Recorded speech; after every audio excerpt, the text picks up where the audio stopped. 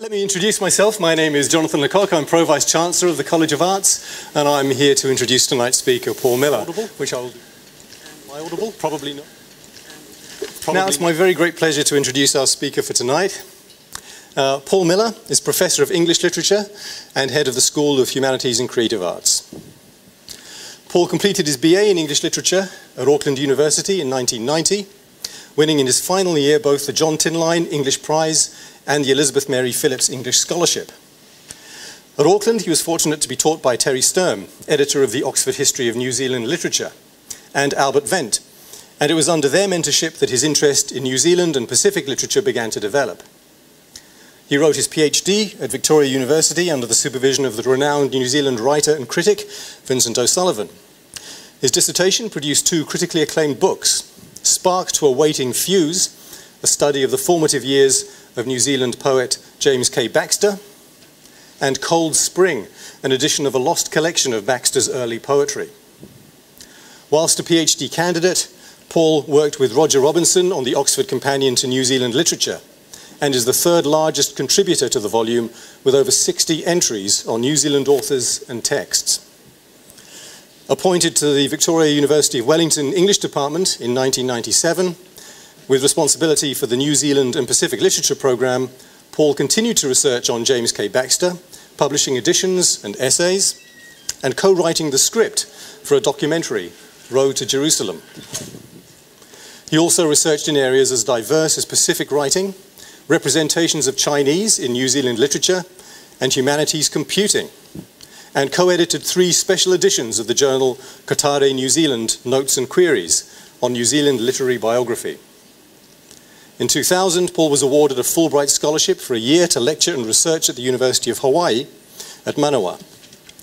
At Victoria University in 2001, he established the New Zealand Electronic Text Centre, still one of the most significant digitised corpuses of New Zealand texts in the world.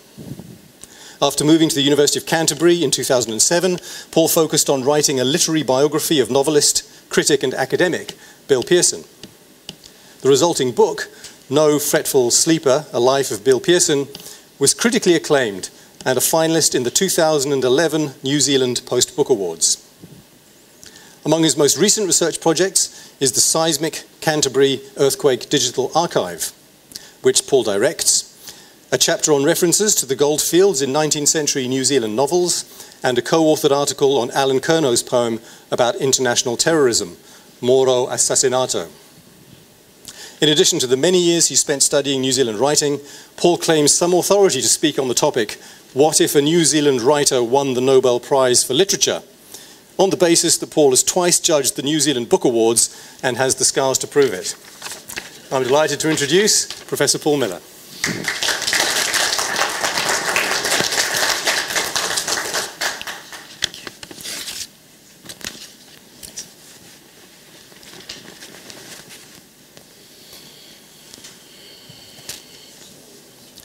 Well, I'm sure some of you will have seen the small but deliberate error in the advertised title of this talk. The prize is, of course, for the writer, but the prize is the Nobel Prize in Literature. And it was less than a fortnight ago that Professor Peter England, the permanent secretary of the Swedish Academy, announced that the 2014 Nobel Prize in Literature would go to French author Patrick Modiano.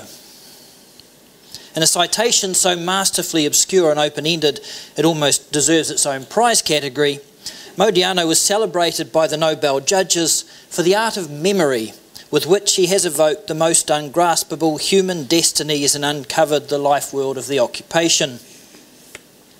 Although in fairness, that makes more sense if we are aware that Modiano's enduring setting is Nazi-occupied France. Now, in the spirit of speculation inherent in this lecture series, I intend to imagine what it might take for the winner of the 2014 Nobel Prize in Literature to be not Patrick Modiano, but instead a writer from New Zealand, and not just a single writer. I intend to posit 2 writers, one female and one male, who I believe would have been received as credible winners by most Nobel Prize watchers if awarded the 2014 Prize in Literature ahead of Patrick Modiano. I'm going to relate my speculations on their credibility as nominees to each writer's literary outputs and his or her impact on our society and culture, and say a little bit about the effect such an award might have upon them and upon our little end of the earth. But to reach the point of my great reveal, I first need to say a few things about the awards, their history, how they are decided, and the way they have been received. And given the need for this historical survey, I thought I'd add in another few names to my list of New Zealand what-ifs and discuss as we go whether any of our important writers of the last century might have had a reasonable shot at a Nobel Prize in Literature. Now, I think it's fair to say that whether or not Patrick Modiano has evoked the most ungraspable human destinies and uncovered the life world of the occupation, the matter of most interest to the tabloid reader is that he will receive a solid gold medal, and I believe it's green 18-carat gold plated with 24-carat gold, the size of a demitasse saucer. And as well as that, a modest prize of 8 million Swedish krona, which is around 1.5 million New Zealand dollars if the BNZ exchange rate is correct. And how has Patrick Modiano's award been received?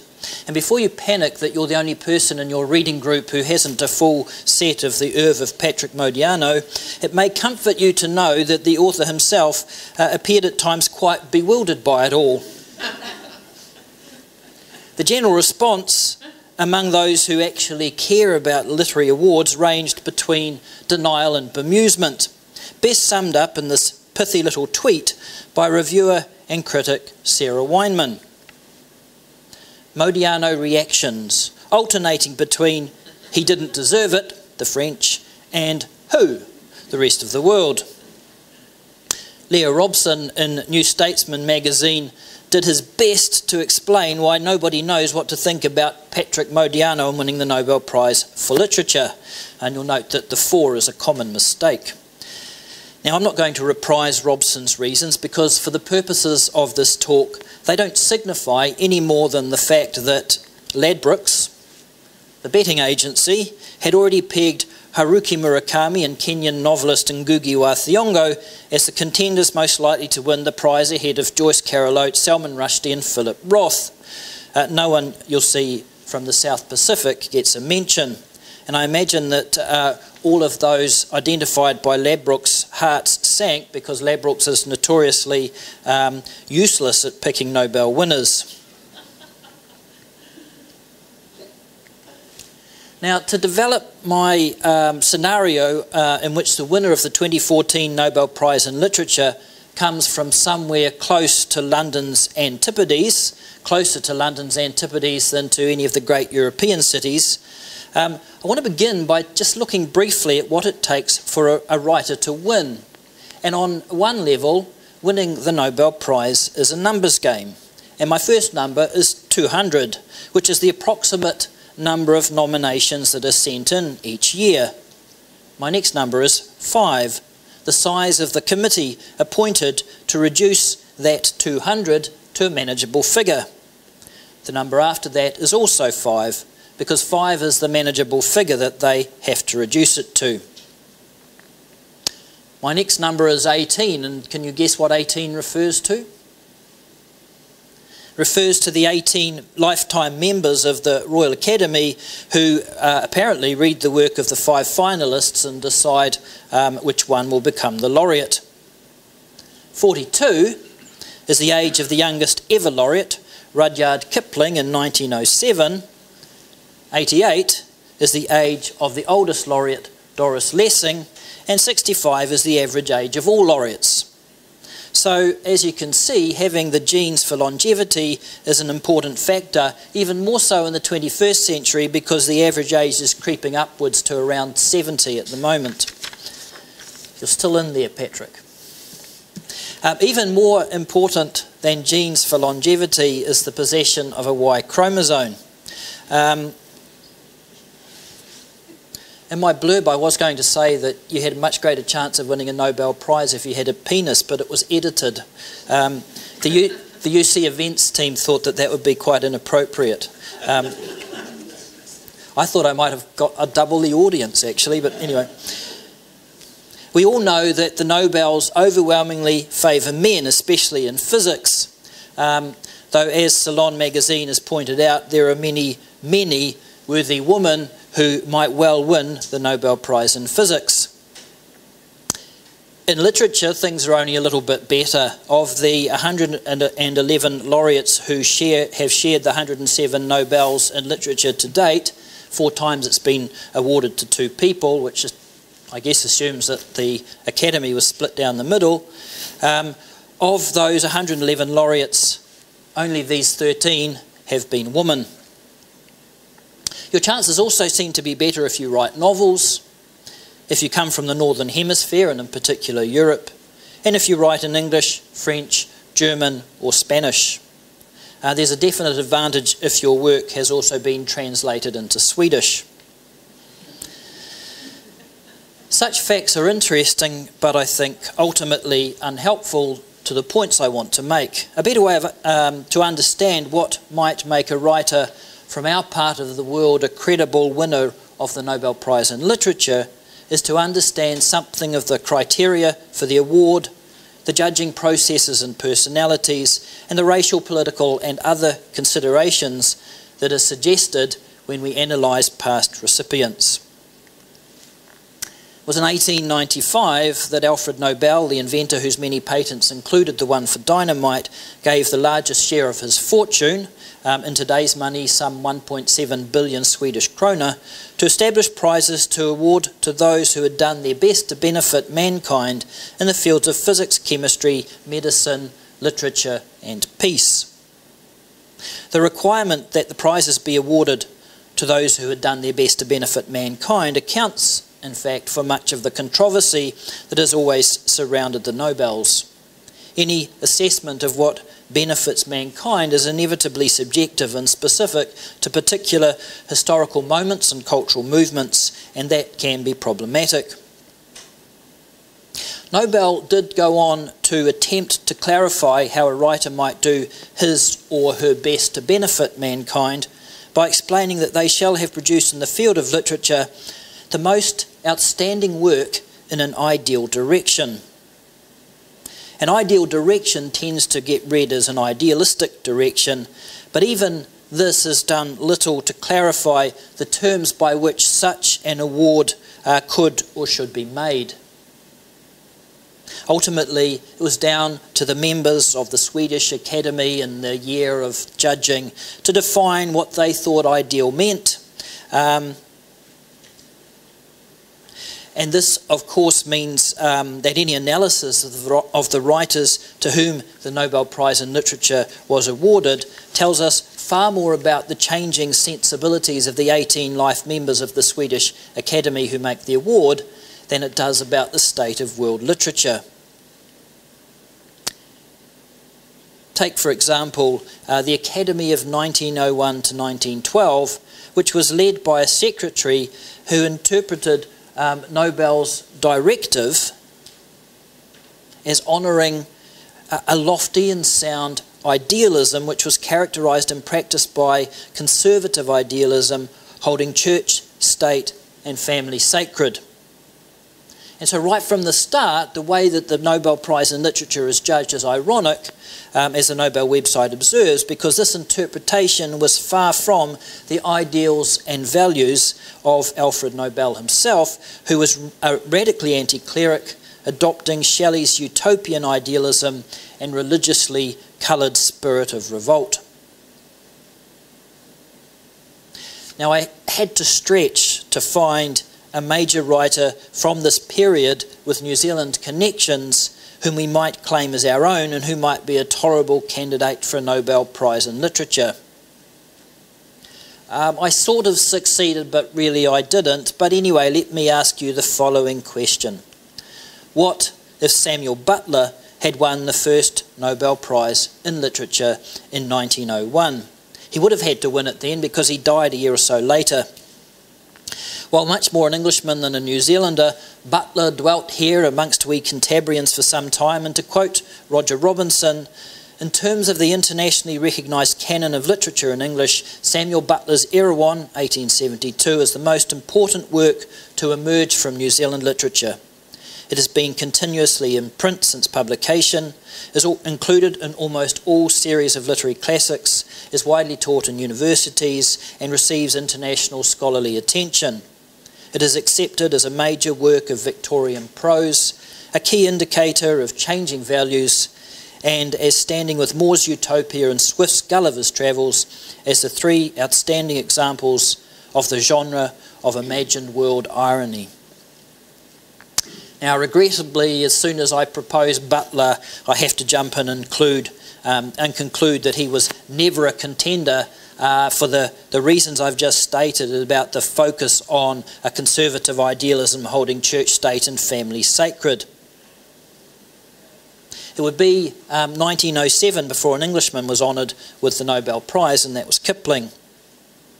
Samuel Butler's reaction against Victorian values and his irreverent and courageous rejection of the previous generation's sacred cows, his iconoclasm, his scepticism, his reputation as a provocative enfant terrible, his radical attacks on church and family and the academic dominance of the classics, all of these would have put him fundamentally at odds with the conservative academy of the first Nobel era. Now, having said that we don't really have anyone for that time, we do know that at least one New Zealand nomination was submitted. The year was 1905, and in that year the Nobel Committee received a nomination from a New Zealand professor of literature, signing himself J.M. Brown, and proposing a writer named G. Swevin, who was said to be the author of a utopian novel entitled Limanora, the Island of Progress. The Nobel Committee considered the proposal in the normal way and unfortunately rejected it, or perhaps fortunately rejected it, because Godfrey Swevin is, we now know, the pseudonym of our own revered Professor John Macmillan Brown, who had self-nominated in flagrant violation of one of the fundamental rules of the Nobels, which said that no individual may nominate themselves for the prize. I understand that John Macmillan Brown also charged exorbitant amounts for lectures and turned people away at the door, and I have to say no one's ever paid me a red cent for any lecture I've delivered. In fact, I believe this evening one is free as well. The next era in the awarding of the Nobel Prizes in literature runs between 1913 and 1919, and it's referred to as the era when there was a policy of neutrality. And what the Nobel Committee did was avoid honouring writers from the belligerent nations of the time. Now, New Zealand was probably too busy in Gallipoli and Flanders Fields and the like to have paid much attention to the Nobels. So no significant early New Zealand writer was remotely disadvantaged. Not even John Elsden Gorst, who died in 1916. Now, it's a shame because Gorst's book, The Maori King, is unique in its analysis of the causes of the colonial era wars between Maori and Pakeha. Critic Ken Arvidsson argues that Gorst writes of Maori not in general terms of an alien race, but as individual human beings, most of whom he knew personally, and he saw with rare clarity the underlying causes of the wars, which were not simple but complex and included confusion of aims and lack of understanding on both sides.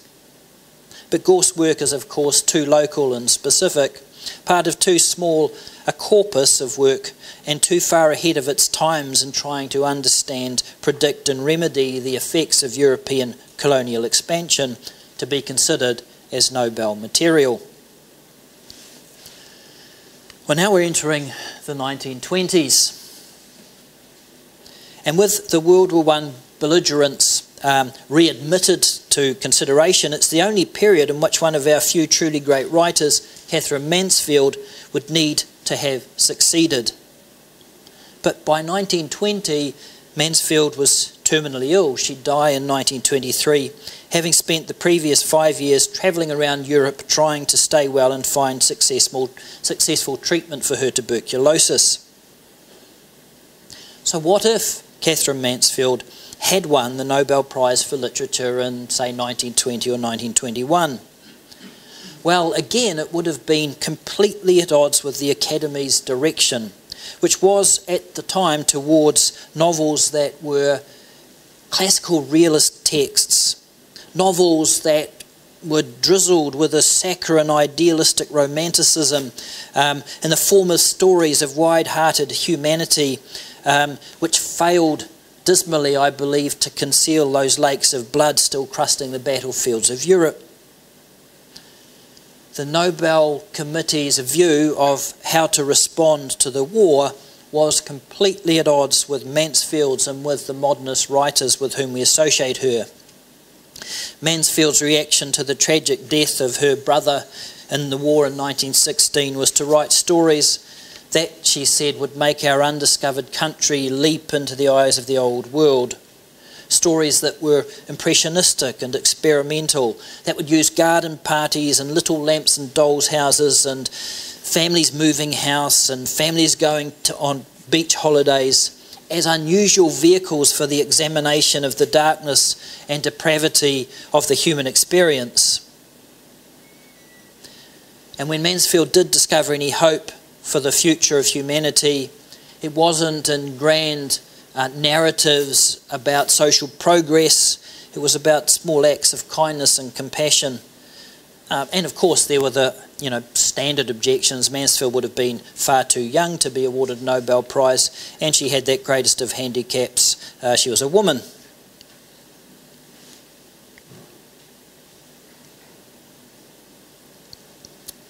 By the 1930s, the First World War was a receding memory, and the criteria for the award over the next 15 years had broadened to seemingly include just about any literature at all.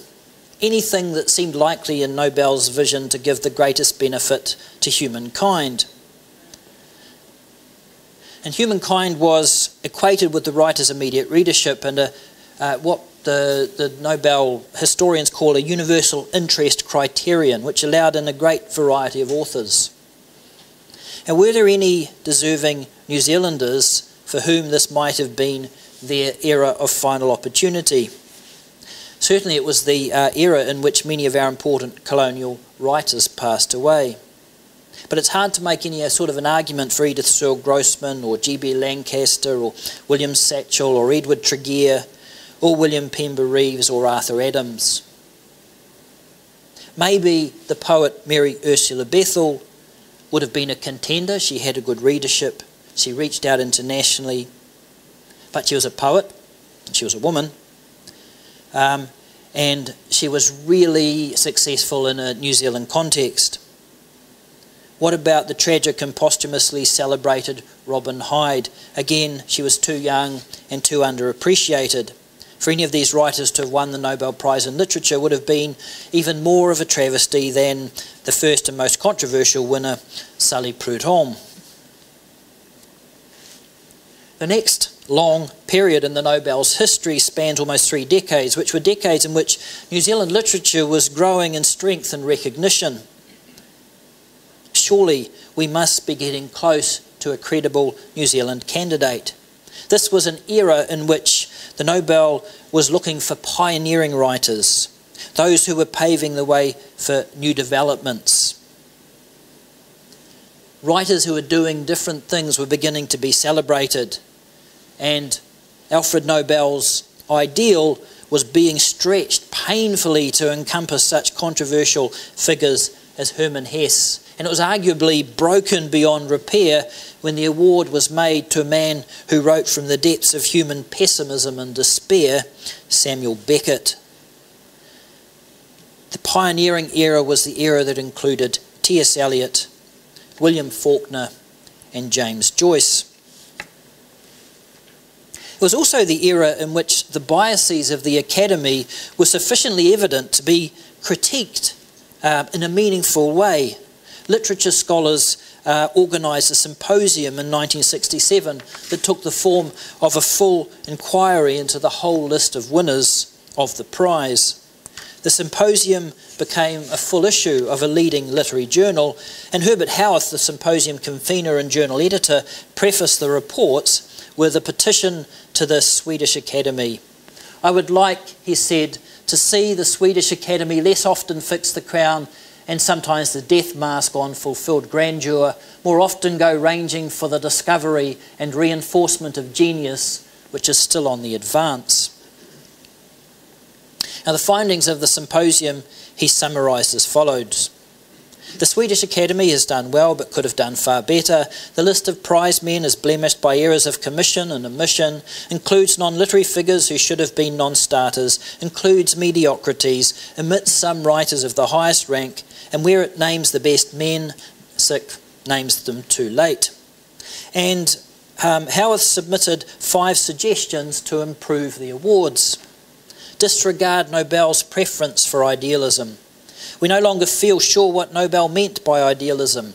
His penitent longing for a better world will be answered whenever the Academy gives the prize not to the best wishing maker, but to the best maker.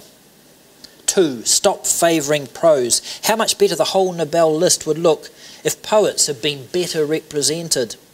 The poet is the purest and most sensitive and subtle commentator on life and the least rewarded. Let the Academy seek the best poet of the year and prefer him to his rivals in other genres. If a good poet cannot be found, then let it seek a dramatist. Novelists should wait their turn somewhere to the rear. I'm sorry, Petra, I didn't write this. It was...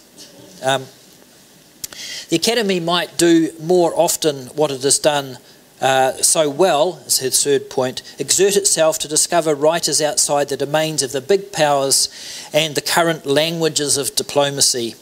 When regional work is carried beyond its confines and put at the disposal of all, the world is more closely integrated.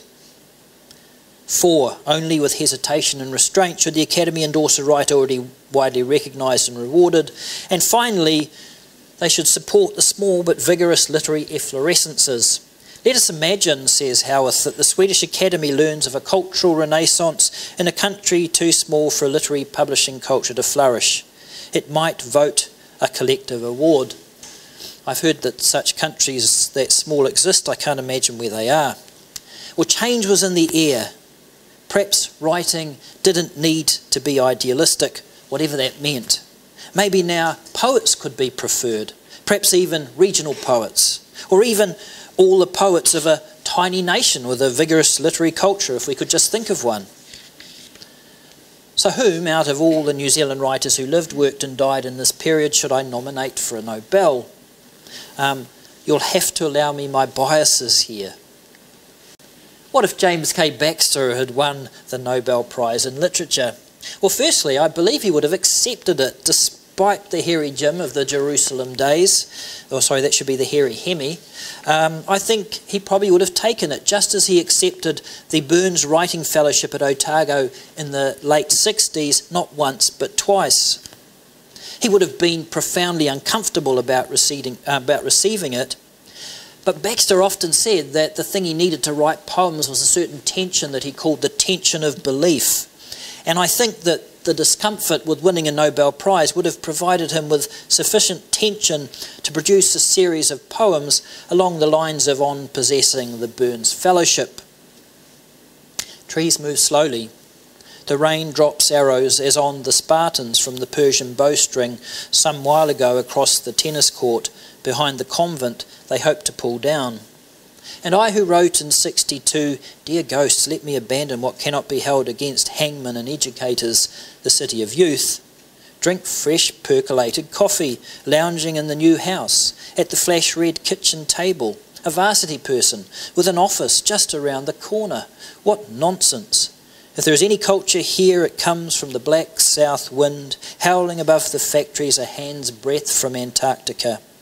Whatever the architect and planner least understand, not impossibly the voice of an oracle rising from that old battered green veranda beyond the board fence, a blood transfusion from the earth's thick veins, as if Caesar had died and clouds, leaves, conspired to make a dark, mocking funeral wreath. Baxter would also have, I'm sure, given the bulk of the money away, but he'd also been secretly proud of his poetry, that his poetry had been acknowledged, and he would have been ashamed of that sin of pride, as he wrote in an early poem to Noel Ginn, my sin, which is pride alone, yet pride alone will win, niche of immortal marble despised and hungered for. Well, I'd like to keep imagining what-if scenarios for some of our other great writers, but we don't really have the time if we're going to get to my great reveal. I've been party to a couple of nominations, most notably in supporting one of the many nominations made on behalf of Janet Frame. I think you put in a couple, didn't you? Yes. And I believe others have been put forward for such great pioneering New Zealand writers as Alan Curnow, Frank Sargison, Hone Tufori, Eileen Duggan, Alistair Tauriki Campbell and the like. But if we're going to get to the present and to the two New Zealand writers I wish to propose as credible nominees, we need to move on. And before we get there, I have a bit of a rhetorical question. Based on the various critiques of the Nobel Prize in Literature, is it reasonable to ask whether we would really want to accept it if it were offered? Well, obviously that's silly. I could use a Swedish krona or two. But the critic Geoffrey Myers, in an essay on the literary politics of the Nobel Prize, develops many of the points I've summarised earlier and proposes a few criteria for winning a Nobel in the 21st century that make it seem more like a sop than a prize. Myers' politics are worn on his sleeve. Liberal political views, especially outspoken hostility to repressive governments and years spent in prison, have in the last 20 years become more important than literary merit. And he goes on to name a number of such writers who've received the Nobel. Myers argues that geographical origins have become of paramount importance. The Academy is strongly influenced by regional distribution and likes to spread the wealth among smaller countries. A mediocre writer from a remote nation is more likely to be chosen. There you go, I have a hope after all. And countries which have never been given the prize have a good chance of winning with a halfway decent candidate. So is winning an award selected by 18 Europeans, funded to expiate the guilt of the man who invented dynamite, really such a great thing? And Myers accuses the Swedish Academy of being blind to real distinction, unduly influenced by geography and politics, race and gender. He points out that over 60% of past recipients are hardly ever read. The prize for literature is based on subjective and often biased judgments. The Academy, he says, is composed of timorous and traditional members, hostile to innovation and sensitive to genius. They tend to select the old, the safe, the bland and the boring, the well-established and the conservative. Come on, Geoffrey, spit it out. Tell us what you really think. The Academy, instinctively afraid of making premature judgments, often awarded the prize to writers long after their best work had been completed. T.S. Eliot was one who believed that it was more an epitaph than an honour, and he exclaimed that the Nobel is a ticket to one's funeral. No one has ever done anything after he got it.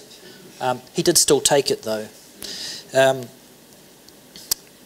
And so Myers' list of great writers who didn't win a Nobel is actually quite a long one. It took a wee while to type in. So it's evident that not everybody loves the Nobels. Jean-Paul Sartre was one of two authors who declined to accept one. So maybe James K. Baxter wouldn't have taken it. What is certain is that few people have despised the awards as deeply as writer and artist Stuart Home, who condemns them with the passionate bile of a rejected stalker in an article evocatively titled, "Humanity will not be happy until the last Man Booker Prize winner is hung by the guts of the final recipient of the Nobel Prize for Literature. Literature today functions as a giant Ponzi scheme." Having experienced literary pressure and patronage at operation first hand. It was mentioned, I believe, that I judged the New Zealand Book Awards. I admit I have some small sympathy with Holmes' position when he argues that the most immediate impediment to the ongoing development of exciting contemporary writing practices remains the international dominance of the so-called educated classes, since these brainwashed zombies are living in the past and continue to cultivate a completely reactionary bourgeois subjectivity through both literature and other means. Sure, dinner with him and Geoffrey Meyer would be quite exciting. What doesn't sway me is that Home doesn't seem himself a particularly good writer, certainly not one to lead the revolution of proletarian culture that's going to overthrow the literary Ponzi scheme. My other reason for sticking with the Nobels is that it does seem that Herbert Howard's petition had some effect, or at least represented a swelling chorus of voices for change in the Nobel decision-making. We can now look back and see that from 1978, the Academy began using the prize to draw attention to important but unnoticed writers and literatures. Poetry was given a far more prominent place. Finally, it was becoming a genuinely global prize. Nigerian Wole Soyinka received it in 1986. Egyptian Naguib Mahfouz in 1988. Extending to South African Nadine Gordimer, Japanese Kenzaburo Oi, West Indian Derek Walcott, and the first Chinese laureate, Zhao Jingjian. The complicating context to this sudden wealth of generosity to Africa, Asia and the Caribbean is that it does seem to have ridden in on the back of an internationally condemned comment by Academy member Arthur Lundqvist, who, when asked about the literature of Asia, Africa and other remote parts of the world, asserted that I doubt there's very much to find there. Still, when the awards were made, they proved to have far greater symbolic significance than has accrued to the award going this year to Patrick Modiano, however worthy.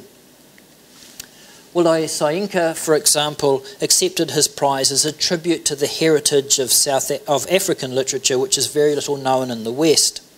I regard it as a statement of respect and acknowledgement of the long years of denigration and ignorance of the heritage on which all of us have been trying to build. A critic, E.J. Stravinsky, in an article from 1988 arguing for Nobel recognition of Václav Havel, titled "For Whom the Nobel Tolls the Nationless," saw the Nobel as a potential tool for affirming the identity of nationless peoples, noting that as the announcement of the prize approaches, there's an air of expectation everywhere except in the countries where monoculture domination has almost destroyed any hope of multinational diversity. Julia Lovell devotes a significant book to exploring the politics of cultural capital, China's quest for a Nobel Prize in Literature, in which she links the preoccupations with the prize to an anxiety in China about international status, and links it to two of literary China's fundamental aims in the 20th century, namely to forge its own identity and situate itself within a global framework.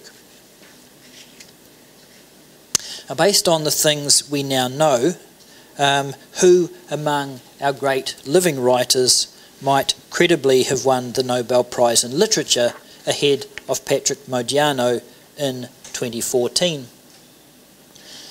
Good as they are, I can't see the prize going easily to any of our Pakeha writers. Indigenous cultures are still underrepresented in the Nobel Prize lists, and a win for a First Nations author would be celebrated far beyond the bounds of New Zealand by many other First Nations peoples. Where does this leave the likes of C.K. Stead, Elizabeth Smither, Owen Marshall, Vincent O'Sullivan, Bill Manhire and many others? They must be out of the mix. What about Witi Himaira?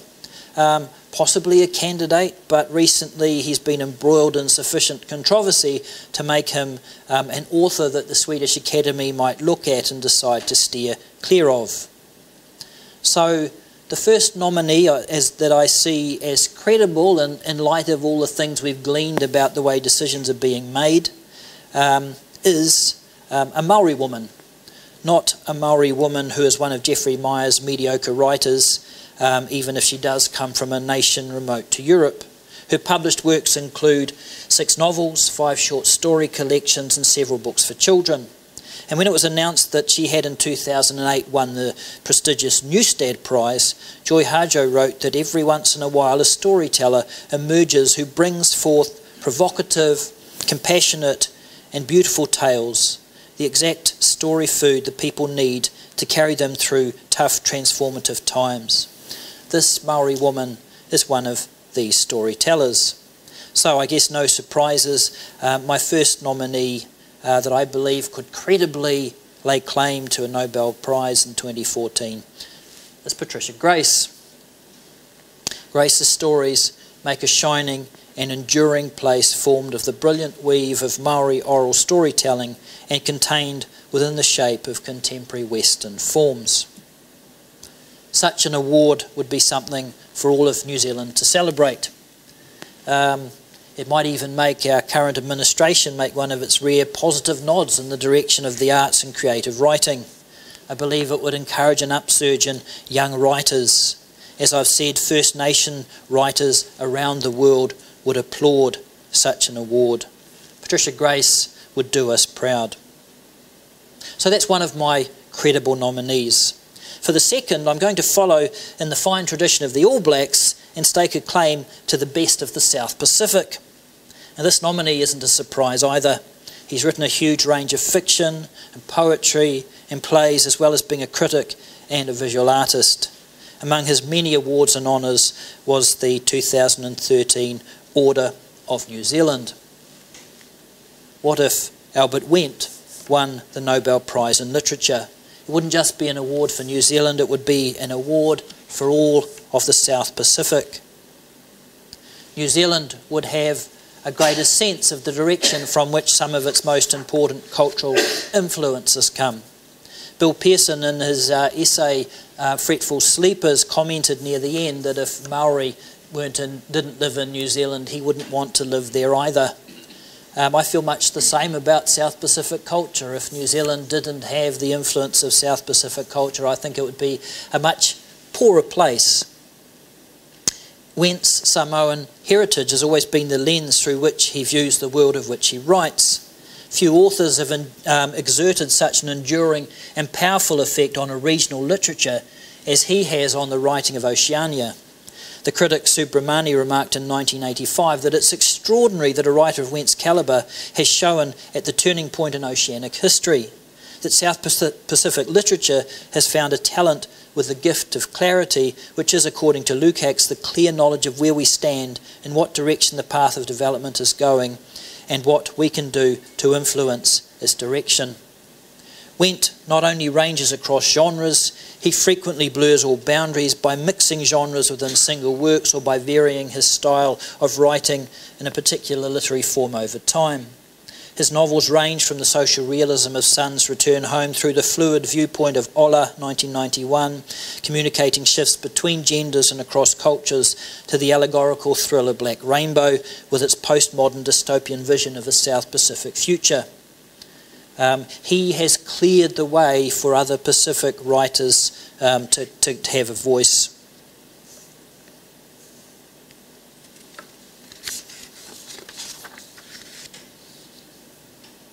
It's largely thanks to the space-creating and genre-transforming efforts of writers like Albert Wendt and Patricia Grace that other writers from the Pacific have found a place to sort of give voice. As Wendt notes with satisfaction in his introduction to his anthology Nua Nua, Pacific writers have even indigenised Western art forms, including the novel, which is surely something for the Swedish Academy in conferring the Nobel Prize in Literature to consider celebrating. So there's my talk. I hope it's a little bit provocative. I am interested to hear your questions and comments. I'd very much like to know which writers you might put forth as possible candidates for New Zealand Nobel Prizes, and anything else that you care to add to the discussion. Thank you.